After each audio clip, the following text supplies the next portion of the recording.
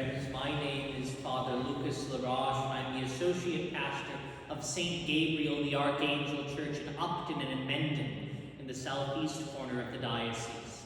I'm very happy to be with all of you this evening to continue these few nights of prayers for the intercession of your patron, the North American Martyrs, and I'm very grateful to Father Franny for his invitation to be here with you tonight. When looking at your patrons, so great a cloud of witnesses, these 9 men, we recognize in some ways that the North American Martyrs are not a bunch or a pithy name or title at times. Your patrons are more numerous than so many of the individual saints under whose patronage are placed other parishes, churches, hospitals, and schools. Why, then, is this important? The North American Martyrs, called in other places the Canadian Martyrs, were 8 Jesuit missionaries sent from France to bring the gospel to the Huron and the Iroquois people in what's now southern Ontario and upstate New York. Why is the title Martyr, which we give them, by which we invoke their intercession, even tonight, be they called North American or Canadian, important to us? Martyr is the Greek word, martyros, for witness. Well, before Christ, in those times when the gospel had yet to come to men, the Greeks would use that word, martyr, to call those who would come to testify on someone else's behalf in the courtroom. Christians came to use it to speak of those who would testify on Christ's behalf by spilling their blood. We recognize that in Christ's passion was sown the virtues of all saints to be, but the martyrs themselves are often held among being the greatest type of saint.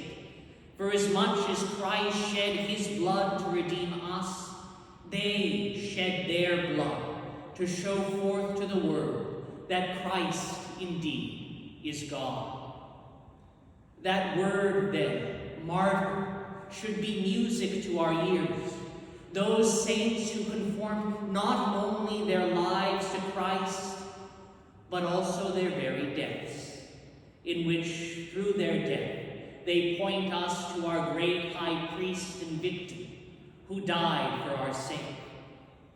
It's a word, that word martyr, by which your patrons are called and by which this church is titled, which alone should be a prayer upon our lips, not rushed over or abbreviated or omitted.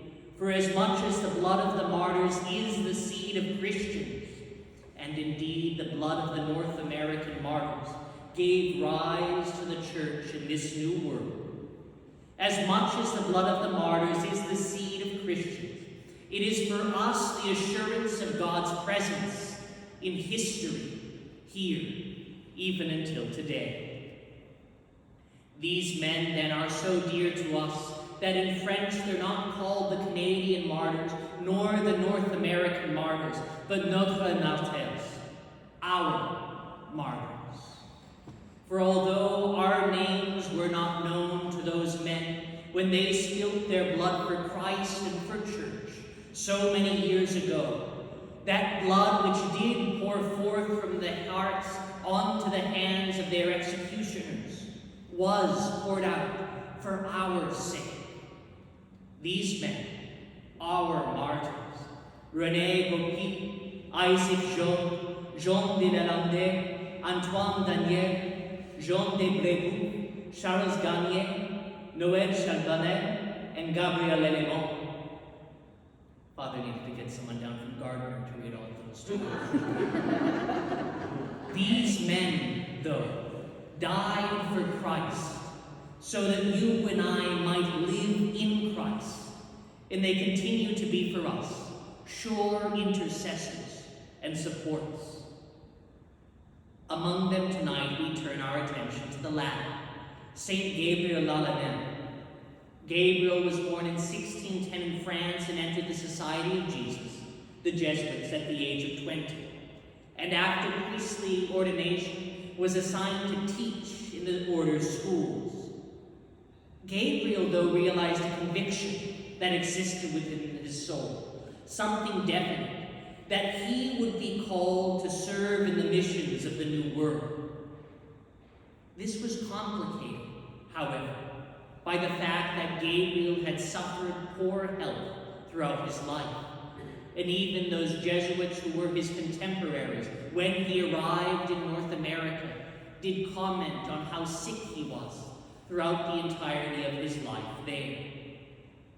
Nonetheless, despite his poor health, he continually asked to be sent to the missions and was continually denied by his superiors on the basis of his health, until finally, at the urging of his uncle, his superiors agreed that he would sail for the New World.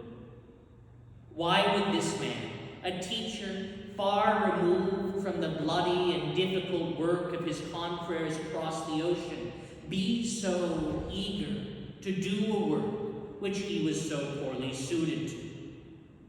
It can only be for one reason: because Saint Gabriel wanted to conform his life to Christ in such a way that he could pour himself out entirely, as Christ poured himself out for our sake on the cross.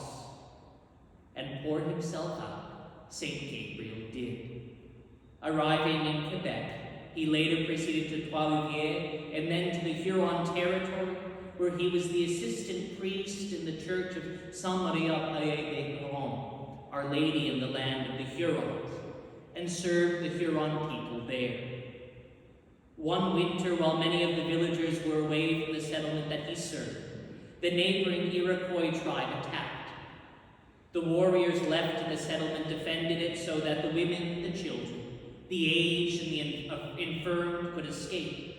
And although St. Gabriel's health could have been spared because of his own sickness, escaping with them, he committed to stay with those warriors, to minister to them and those others who remained in the village. St. Gabriel was captured in that battle, and afterwards was ritually tortured and killed on Wednesday, March 17, 1649. In his death, he poured himself out in the fullness of Christ, as he did in his passion. Through that, he earned the crown of martyrdom. May his prayers save us. A final word, though, if you'll permit me. Why is Saint Gabriel l'Allemand or any of his confreres important? They are our patron saints, yes, but what does that mean? So often we speak of a patron saint as simply a saint that we like. People will speak of Saint Padre Pio or Saint Francis or Saint Joseph or Saint Patrick and so on and so forth. But what makes a patron saint is not the fact that we like them. What makes a patron saint is that we rely on them and their prayers. They who stand before God's throne already in heaven and behold the Ancient of Days face to face, bearing up to him our joys and our sorrows, and our needs indeed, our prayers that we offer asking their intercession for, even today, before the presence of the Almighty. For our own patrons, we choose those saints that most appeal to us, and this is a good thing. Those saints are truly our patrons. God, however, we recognize, always chooses something that's not just good.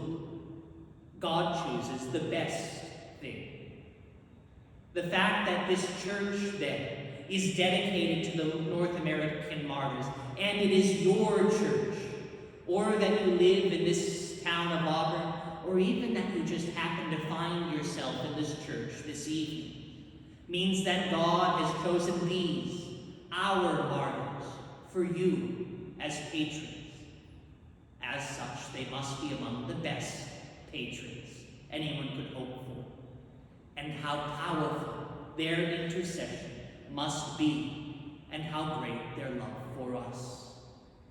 Please God, by their prayers, might we be lifted up in this life to grow in virtue and to commit ourselves more and more to Christ, as these our martyrs did in their life.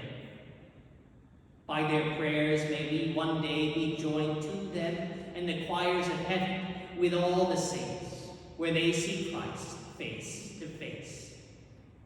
To him be glory forever.